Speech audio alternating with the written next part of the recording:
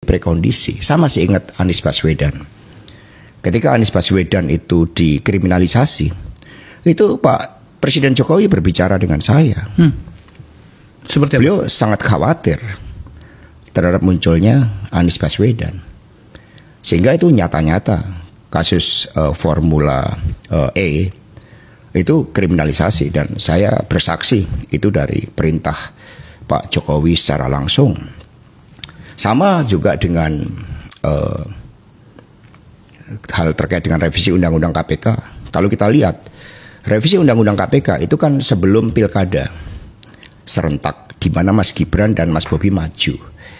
Karena saat itu ketika Pak Jokowi berdiskusi sama dengan saya untuk rencana bagaimana Mas Gibran dan Mas Bobi maju, saya ingatkan bahwa di dalam beberapa case itu konsekuensinya Mas Gibran dan Mas Bobi akan jadi pejabat negara loh Pak.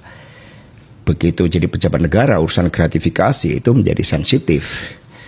Maka kalau kita lihat, ada kaitannya revisi Undang-Undang KPK dengan pilkada terkait dengan Mas Gibran dan Mas Bobi yang memaju. Sehingga pernyataan Pak Agus, mantan ketua KPK yang juga dibentak oleh Pak Jokowi, akhirnya itu saya benarkan.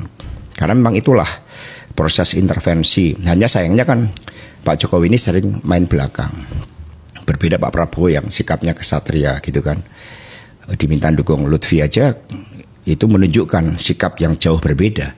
Itu kan ekspresi yang disampaikan kepada rakyat bahwa saya menyampaikan ini di rumah Pak Jokowi pada hari Minggu. Itu kan pada akhirnya rakyat menangkap itu sebagai suatu bentuk pesanan. Bagaimana perlakuan terhadap seorang presiden yang berdaulat pun seperti itu. Akhirnya kan rakyat bersikap kritis. Nah sehingga kerusakan sistem hukum itu by design.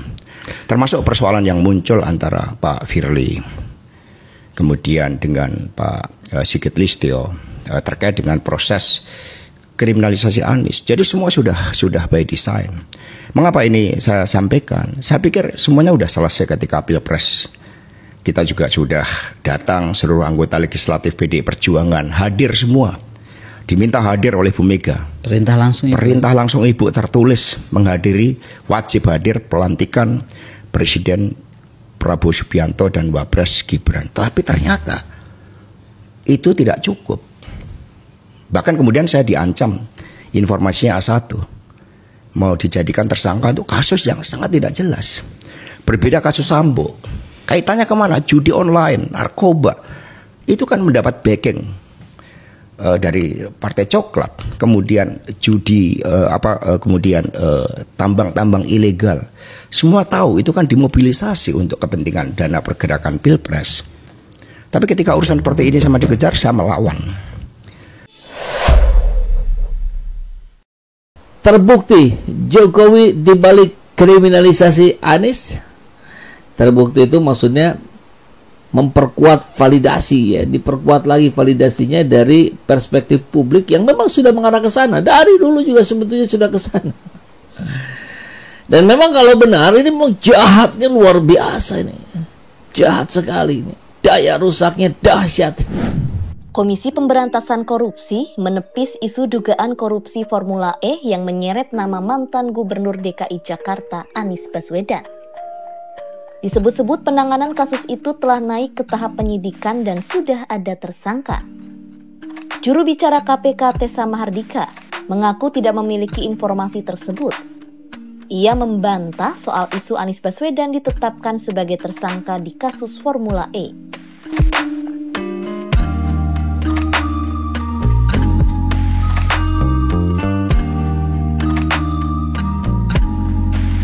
Diketahui, kabar soal Anies Baswedan tengah dibidik KPK dalam kasus dugaan korupsi Formula E sempat disampaikan oleh mantan Wamenkumham Denny Indrayana pada 21 Juni 2024 lalu. Denny menyebut, Komisi Anti Rasuah telah melakukan 19 kali ekspos saat era kepemimpinan Firly Bahuri. Lalu para pimpinan lain juga telah sepakat akan hal itu. Menurut Denny, penetapan Anies sebagai tersangka adalah sebagai bentuk upaya penjegalan Anies ketika maju sebagai calon presiden 2024. Setelah Pilpres 2024 usai hingga pergantian pemerintahan dari Jokowi ke Prabowo, Anies belum pernah dimintai keterangan oleh KPK. Ada yang merasa terancam dengan hadirnya Anies Baswedan dalam kancah politik nasional kita hingga muncul kriminalisasi kepada Anies pada case Formula E. Semua by design menurut Pak Hasto, ada peran dan intervensi Mulyono. Kalau beneran ini memang jahat sekali orang ini. Coba kita saksikan ya. Kondisi, saya masih ingat Anies Baswedan. Ketika Anies Baswedan itu dikriminalisasi, itu Pak Presiden Jokowi berbicara dengan saya. Seperti itu sangat khawatir terhadap munculnya Anies Baswedan. Sehingga itu nyata-nyata kasus Formula E itu kriminalisasi, dan saya bersaksi itu dari perintah Pak Jokowi secara langsung. Sama juga dengan hal terkait dengan revisi Undang-Undang KPK. Kalau kita lihat revisi Undang-Undang KPK itu kan sebelum pilkada serentak di mana Mas Gibran dan Mas Bobi maju. Karena saat itu ketika Pak Jokowi berdiskusi sama dengan saya untuk rencana bagaimana Mas Gibran dan Mas Bobi maju, saya ingatkan bahwa di dalam beberapa case itu konsekuensinya Mas Gibran dan Mas Bobi akan jadi pejabat negara loh Pak. Begitu jadi pejabat negara, urusan gratifikasi itu menjadi sensitif. Maka kalau kita lihat ada kaitannya revisi Undang-Undang KPK dengan pilkada terkait dengan Mas Gibran dan Mas Bobi yang mau maju. Sehingga pernyataan Pak Agus, mantan ketua KPK yang juga dibentak oleh Pak Jokowi, akhirnya itu saya benarkan, karena memang itulah proses intervensi. Hingga sayangnya kan Pak Jokowi ini sering main belakang, berbeda Pak Prabowo yang sikapnya kesatria gitu kan. Diminta dukung Lutfi aja itu menunjukkan sikap yang jauh berbeda. Itu kan ekspresi yang disampaikan kepada rakyat bahwa saya menyampaikan ini di rumah Pak Jokowi pada hari Minggu. Itu kan pada akhirnya rakyat menangkap itu sebagai suatu bentuk pesanan. Bagaimana perlakuan terhadap seorang presiden yang berdaulat pun seperti itu. Akhirnya kan rakyat bersikap kritis. Nah, sehingga kerusakan sistem hukum itu by design, termasuk persoalan yang muncul antara Pak Firly kemudian dengan Pak Sigit Listio terkait dengan proses kriminalisasi Anies. Jadi semua sudah by design. Mengapa ini saya sampaikan? Saya pikir semuanya sudah selesai ketika Pilpres. Kita juga sudah datang, seluruh anggota legislatif PDI Perjuangan hadir semua, diminta hadir oleh Bu Mega.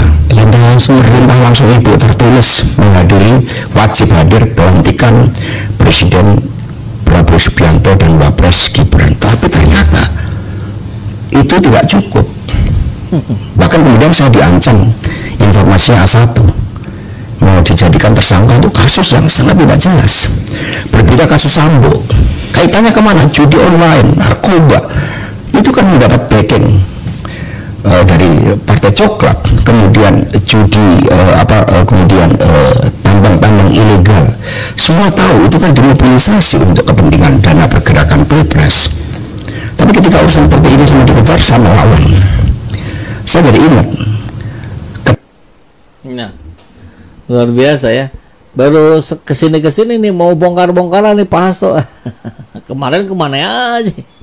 Dan berulang kali kalau menonton video lengkapnya, ini Partai Coklat itu terus diulang-ulang oleh seorang Hasto. Kenapa? Ya ini namanya buka-bukaan. Memang peran Partai Coklat ini yang katanya luar biasa ya. Tadi sudah di-mention namanya langsung, Listio Sigit. Kemudian Ketua KPK Firly Bahuri, kong kali kong untuk mengkriminalisasi Anies Rashid Baswedan, untuk mengganjal Anies di Pilpres, gagal, ganjal lagi di Pilkada. Luar biasa ya. Ini pengakuan yang memperkuat ya, karena ya badan intelijen netizen juga sudah menangkap itu dari jauh-jauh hari sebetulnya. Tapi ketika ini muncul dari seorang Hasto, memang cukup bikin geger. Memang cukup bikin gempar dan menjadi diskusi yang ramai diperbincangkan di jagat media sosial.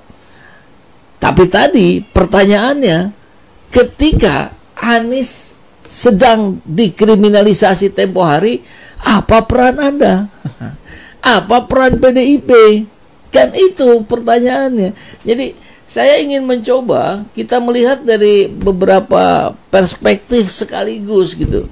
Kalau perspektif yang satu saja ya sudah selesai. Jahat sekali orang itu yang mau mengkriminalisasi Anies. Tapi kan kita juga harus tahu peran Anda apa, Hasto, ketika tempo hari. Apakah bagian yang menentang atau malah mengojok-ojok? Ya ayo Pak Jokowi langsung kriminalisasi saja.